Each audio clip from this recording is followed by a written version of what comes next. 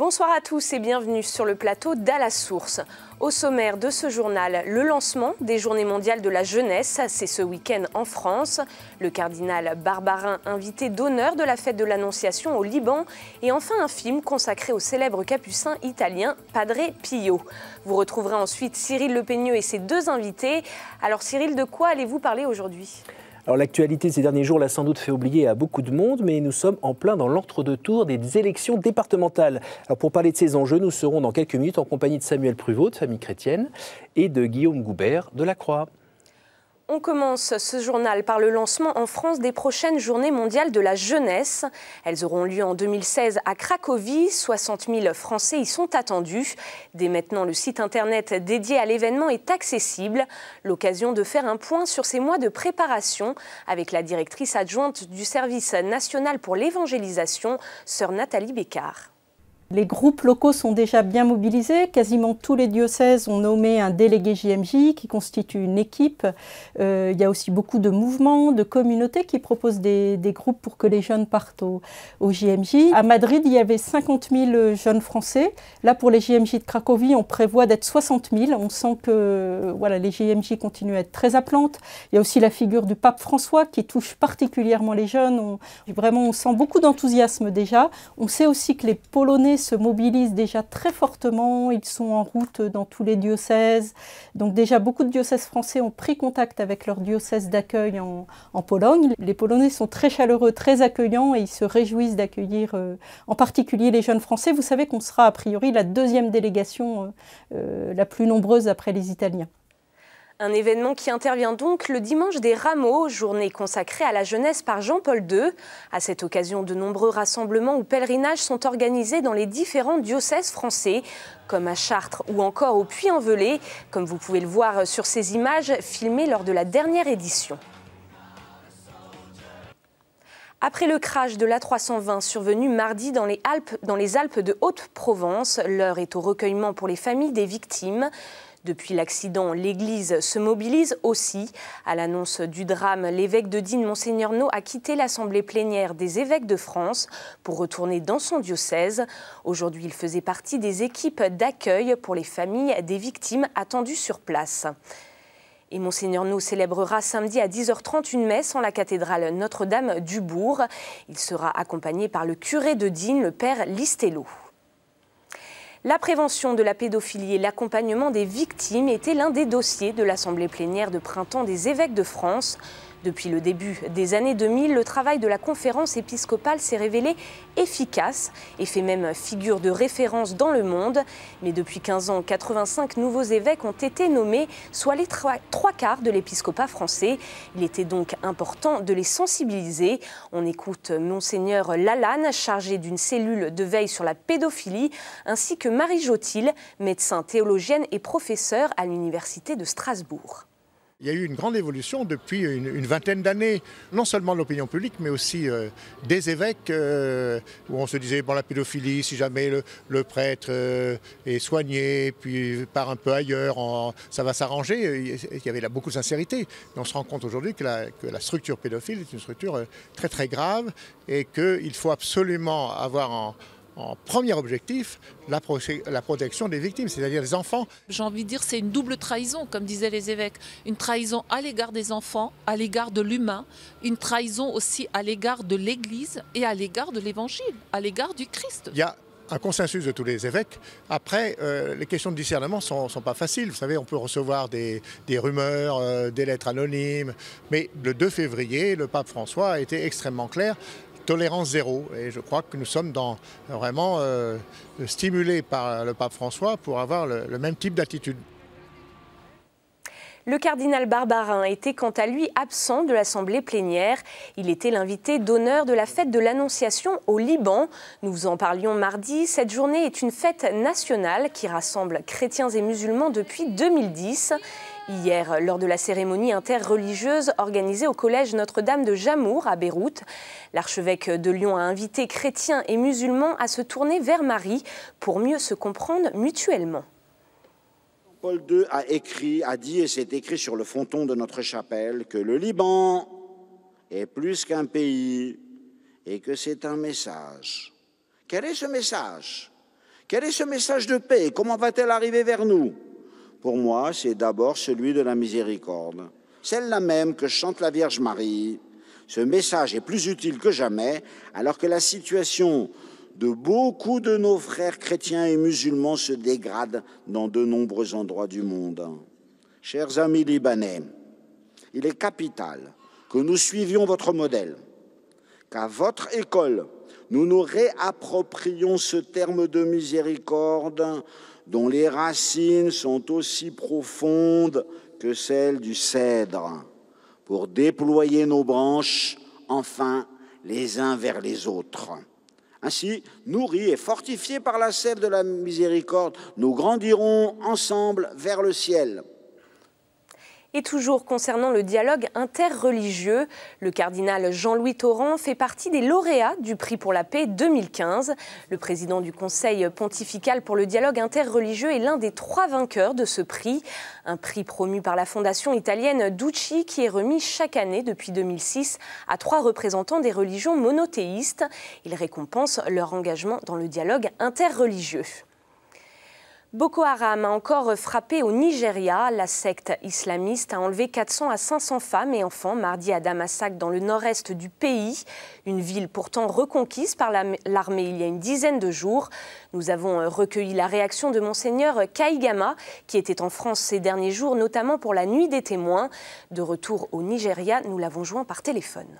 This terrorist group is like a mystery. We don't know where they gather and we don't know what they will do at any given situation. So it is very difficult to imagine what they are likely to do, what this group has done with them. Young people, they can be recruited by them and indoctrinated in a way that they will be soldiers. They are looking for ways of enhancing their own activities. Our only hope is that they will be human enough, they will be kind enough as to spare the lives of these children, men and women they have taken. Et Monseigneur Kaigama était d'ailleurs l'invité hier de l'émission Église du Monde que vous pouvez retrouver sur le site de KTO.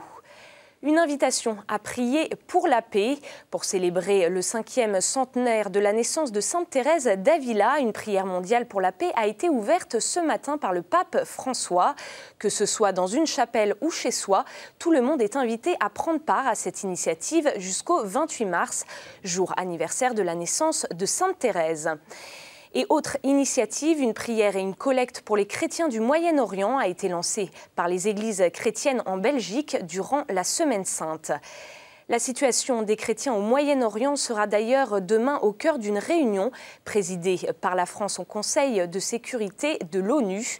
Et d'ailleurs, en ce qui concerne la Syrie, de passage à Paris, le père Ziad Hilal nous dresse un état des lieux de la situation. Cette atmosphère de l'insécurité qui règne à la ville de Homs, c'est à cause de plusieurs raisons. Entre autres, d'abord les voitures piégées qui sont mises à droite, à gauche, surtout à côté de l'université quelque temps ou des écoles. Du coup, il y a plusieurs morts, blessés, des gens civils qui fait peur dans les cœurs des parents qui ne voulaient plus envoyer leurs enfants dans l'école ou à l'université. Ce qui est aussi très dangereux, c'est entrer dans les maisons des gens et kidnapper ou tuer ou voler les gens, qui est causé par des voyous qui sont de l'intérieur de la ville. On a kidnappé presque chaque semaine 1 ou 2 personnes. On ne sait pas qui fait ça, quelquefois pour leur voiture, quelquefois pour l'argent qui sont chez eux. 35 ans après sa mort, le Salvador rend hommage à Monseigneur Romero. Le 24 mars 1980, l'archevêque de San Salvador était assassiné en pleine messe. À l'occasion de l'anniversaire de sa mort, des milliers de fidèles ont assisté à des célébrations en sa mémoire. 3000 personnes ont notamment participé à une procession dans les rues de la capitale. Rappelons que Monseigneur Romero a été déclaré martyr par le Vatican le 3 février dernier, ce qui a ouvert la voie à sa béatification prévue le 23 mai prochain. Direction le Vatican, où une conférence de presse a eu lieu hier afin de présenter le programme de la prochaine ostension du Saint-Suaire. Reliée au bicentenaire de la naissance de Saint Jean Bosco, elle se tiendra du 19 avril au 24 juin et sera marquée par la visite pastorale du pape François, dont les détails de son voyage prévu à Turin les 21 et 22 juin ont été dévoilés. Un événement que vous pourrez bien entendu suivre sur KTO. On poursuit avec un film, Padre Pio. Cette œuvre du réalisateur Carlo Carlei, sortie en Italie en 2000, va enfin être distribuée en France. François-Xavier Mathieu a été invité dans les studios d'enregistrement où l'acteur Michael Lonsdal prête sa voix au célèbre capucin italien. Septembre 1968. On frappe à la porte du couvent de San Giovanni Rotondo, en Italie. Qui est devant la porte ? Un visiteur apostolique veut s'entretenir avec le Padre Pio. Fais-le entrer.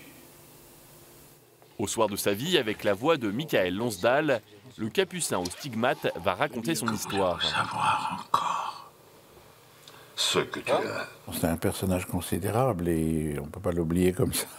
Sa capacité de s'accrocher à Dieu, toujours d'une façon... comme une bouée de sauvetage, quoi, comme quelque chose qui ne le laisserait jamais tomber. Alors il revient toujours à ça, à l'essentiel. Et surtout bien tout enchaîner, pas faire d'arrêt dans les phrases, parce que sinon au niveau de la synchronisation, on voit que malheureusement lui il continue. Je lui demande le courage de persévérer, de ne pas me laisser tomber dans quelque chose qui n'est pas juste ou vrai. Voilà, je lui demande de m'aider à faire ce métier convenablement. C'est la société de production Sage Prod qui a décidé de faire résonner la voix de Padre Pio sur les écrans français. Son message d'actualité est éternel. À savoir que chacun est aimé de Dieu, quoi. Que chacun peut faire l'expérience de cette tendresse, de cette miséricorde, de ce Dieu qui vient nous sauver, quoi. Alors lui, ça s'est beaucoup exercé à travers le ministère de la confession. Il a beaucoup confessé, il a chassé de nombreux démons, donc il a libéré, quoi, du poids du péché, du poids de l'oppression. Le film sera disponible en DVD au mois de mai. Il sera également diffusé prochainement sur KTO.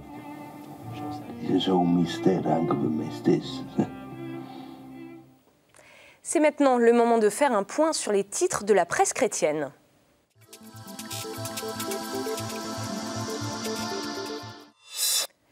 À l'approche de la Semaine Sainte et à l'occasion du 500e anniversaire de la naissance de Sainte Thérèse d'Avila, dont on vient de parler, Famille chrétienne s'intéresse à cette figure majeure de la spiritualité chrétienne et nous conseille de nous laisser entraîner sur son chemin de perfection. De son côté, Réforme s'interroge sur l'enseignement des religions à l'école, une réforme indispensable selon l'hebdomadaire qui pointe à la fois les freins à sa mise en place et les expériences innovantes qui se multiplient dans certains établissements. L'Homme Nouveau pointe du doigt les dérives de la société moderne. Pour le bimensuel, c'est sous le prétexte de respecter la dignité humaine que sont élaborées les lois éthiques qui ôtent la vie. Le magazine en explique les raisons en s'intéressant au détournement du sens même du mot dignité. La Vie ouvre pour sa part le débat sur plusieurs polémiques autour de Jésus, la figure de Judas, mais aussi la question des frères de Jésus. L'hebdomadaire a réuni Françoise Chandernagor, qui publie un roman intitulé « Vie de Jude, frère de Jésus » et l'historien du christianisme Régis Burnet pour discuter de ce sujet sensible. Et pour finir, Pèlerin a pour sa part choisi de s'intéresser au nouveau livre du héros d'Intouchable, Philippe Pozzo di Borgo. Toi et moi, j'y crois, paraît cette semaine aux éditions Bayard. Place désormais à la chronique du Père Rouget.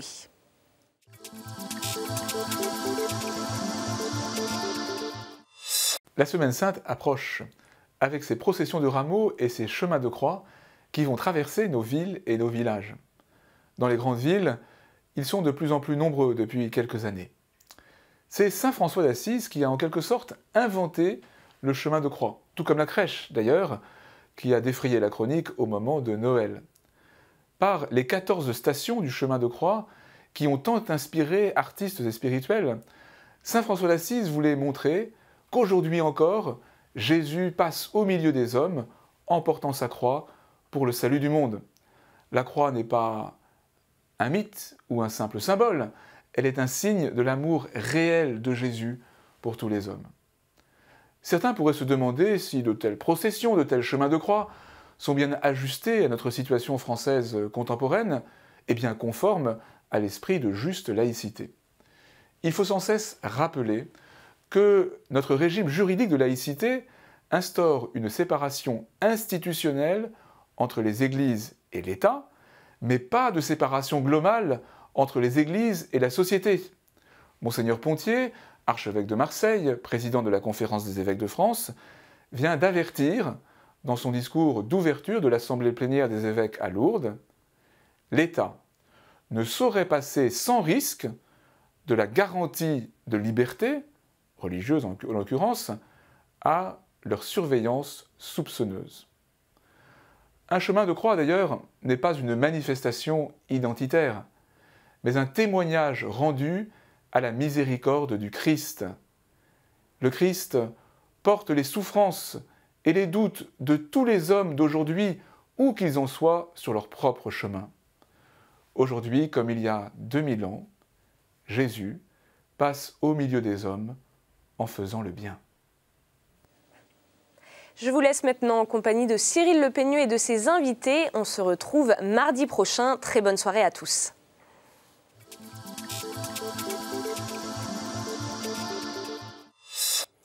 Alors dimanche, ce sera donc le deuxième tour des élections départementales. Alors pour parler de cette nouvelle échéance électorale et de ses enjeux, je suis heureux d'accueillir Guillaume Goubert. Vous êtes directeur de la rédaction de La Croix. Tout à fait. Et puis à ma gauche, Samuel Pruvot. Vous êtes rédacteur en chef à l'hebdomadaire Famille chrétienne. Bienvenue, merci à tous les deux d'être présents. Alors, voter est l'acte citoyen le plus élémentaire et le plus nécessaire, a martelé Monseigneur Pontier à Lourdes lors de l'ouverture de l'Assemblée plénière de France. Est-ce qu'il est dans son rôle ? Ah oui, bien sûr. Bien sûr, il est dans son rôle. Aller voter, c'est extrêmement important. D'ailleurs, une des choses intéressantes et même réconfortantes du scrutin de dimanche dernier, c'est que la participation était en hausse par rapport au même scrutin précédent. Et il me semble que ça fait quand même un certain temps que ce n'est pas arrivé qu'on nous dise que la participation avait augmenté par rapport à un scrutin précédent. Dans une tendance globalement baissière de la participation électorale dimanche dernier, un bon nombre d'électeurs se sont déplacés et c'est une bonne nouvelle. Par rapport à 2011, je crois qu'il y a 6 points de différence pour l'abstention. Un mot Je mettrais quand même juste une nuance sur la participation. C'est vrai qu'en tant qu'expert, on peut se réjouir d'avoir gagné 2-3 points, etc. Il y a quand même 50% des gens qui restent à la maison ou qui vont faire de la pêche à la ligne, quelle que soit la météo. Et donc, je pense que ce que dit Monseigneur Pontier sur la nécessité de voter, en particulier pour un chrétien, c'est effectivement une question de salut public, quoi. Alors, quels seront vos points d'attention ces prochaines heures et puis évidemment dimanche ? Le premier point d'attention, il est tellement basique, on a peine à le répéter, mais je le répète quand même, c'est qu'on a l'impression qu'on est vraiment dans une atmosphère de fin de cycle, que les grands partis de gouvernement, PS ou UMP, sont vraiment fatigués, et que les grands hommes politiques qui sont censés être leurs locomotives sont aussi usés et fatigués. Alors on me dira, mais il y a quand même eu un gagnant au premier tour, et c'est pas nul de frôler ou de passer la barre des 30%. Ben là encore, même, il n'y a pas besoin d'être très fort en maths. Si on ajoute l'abstention, ça veut dire que ce parti ou ces deux partis en tête, UDI, UMP, représentent 15% du corps électoral. C'est une assiette finalement assez peu large quand on veut gouverner la France, ou du moins gouverner les départements. Même analyse ? Moi, ce qui m'intéresse dans ces élections, particulièrement, c'est le fait qu'elles manifestent très clairement que la vie politique française maintenant est organisée autour de 3 pôles, la gauche modérée, la droite modérée et le Front National, et que c'est une situation tout à fait inédite et qui ne peut être que relativement transitoire. Il y a un moment donné... Parce qu'on est dans toute élection, à la fin, il y a 2 candidats et un élu. Donc il faut être dans un système à 3 participants, c'est assez compliqué. Donc ça va être, de ce point de vue-là, c'est très intéressant d'analyser les résultats, ceux du premier tour comme ceux du second tour, pour voir comment se comportent les électeurs, pour voir comment s'opèrent les reports, et aussi quelles sont les stratégies des partis politiques. Parce que si l'UMP et l'UDI ont bien réussi leur premier tour, c'est qu'ils se sont présentés unis au premier tour, alors que la gauche était beaucoup plus désunie et y a perdu beaucoup de cantons. Alors on voit que le Front National fait couler vraiment beaucoup d'encre.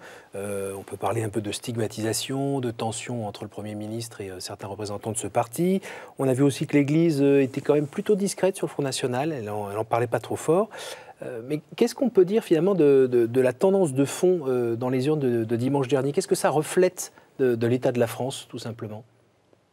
Il y a sans doute une exaspération, je pense qu'on sera d'accord avec Guillaume Goubert là-dessus, que les vainqueurs, c'est d'abord les abstentionnistes, et puis ceux qui ont voté avec peut-être leur cerveau, mais surtout leur tripe. Et donc ça peut faire peur. Mais quant au Front National, c'est vrai que ça serait dommage qu'il soit le seul sujet des élections ou le seul parti en liste, mais je remarque que le discours change. Notamment celui de l'Église. C'était dans La Croix, quand M.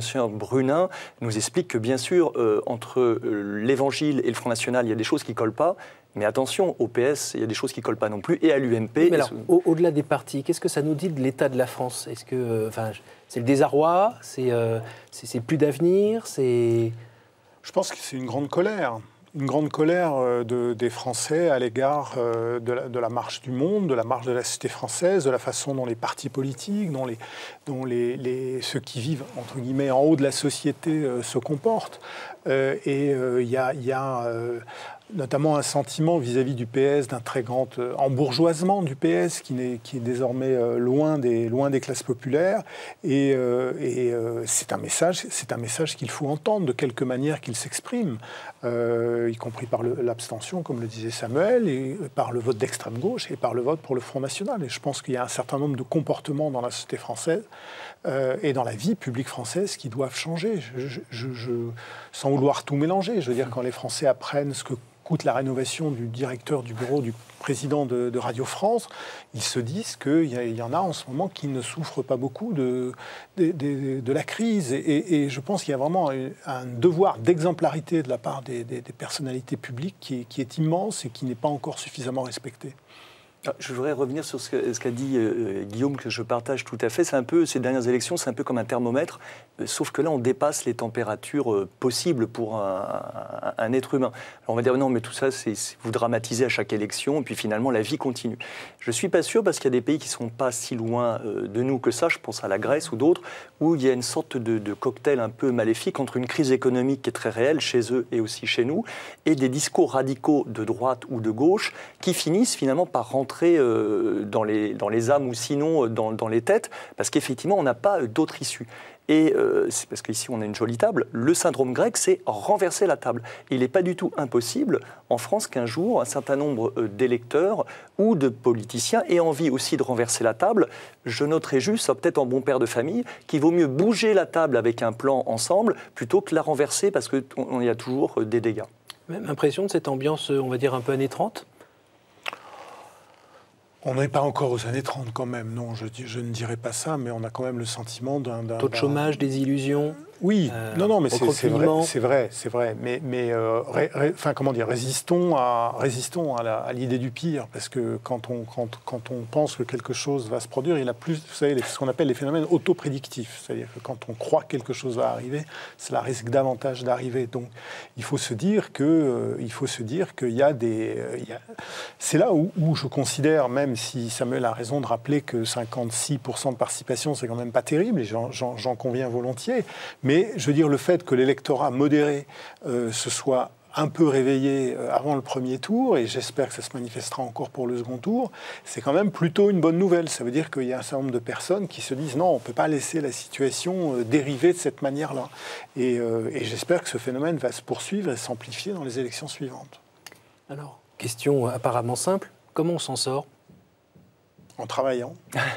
Il faut travailler à tous égards. Je veux dire, il faut que la société française travaille pour sortir de son ornière, travaille économiquement, je veux dire, mais il faut aussi travailler intellectuellement, réfléchir, voir le chemin qu'on peut faire les uns vers les autres. Je redis, l'exemplarité me paraît quelque chose de très important. Et de ce point de vue-là, ceux qui sont aujourd'hui en responsabilité dans la société française ont un vrai travail à faire sur eux-mêmes pour être exemplaires. Vos pistes pour s'en sortir alors ? En tout cas, Cyril, pour ce qui concerne les catholiques, je pense qu'il y a un acte d'espérance souvent qu'on met dans le fort interne, un acte religieux, d'ailleurs très beau, nécessaire, mais privé. En fait, on a besoin d'un acte d'espérance collectif.